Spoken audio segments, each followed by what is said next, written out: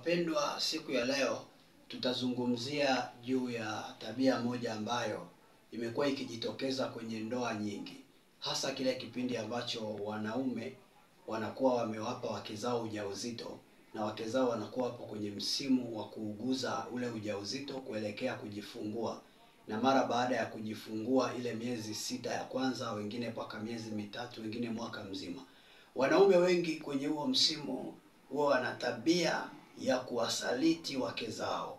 Wanaume wengi wakishakuwa na wake zao akiwa ni mjamzito, kwenye nyakati kama hizo anaanza kuwa na hali ya michepuko, na hii inatokana na kwa kipindi kama hichi wanawake wengi wanapoteza ile shauku ya kufanya tendo la ndoa. Muda mwingi anakuwa na stress na mawazo kwa ajili ya mimba, na mwanaume mwili wake bahati mbaya au nzuri unakuwa utambui kwamba mke wangu yuko kwenye mimba na mimi pia nipoteze hisia. Mwili wa mwanaume wenyewe unaendelea kufanya kazi kama kawaida.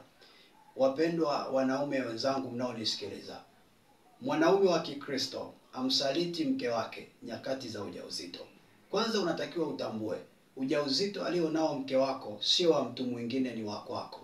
Kwa hiyo kama yeye yuko kwenye nyakati za kupambana na ule ujauzito hadi amepata changamoto ya kupoteza ubora kwenye tendo la ndoa, na mwanaume pia unatakiwa utoe sadaka hivyo hivyo ya kuvumilia hisia zako, kama ambapo mwanamke naye anatoa sadaka ya kubeba kiumbe chako, na we pia toa sadaka ya kuvumilia hisia zako.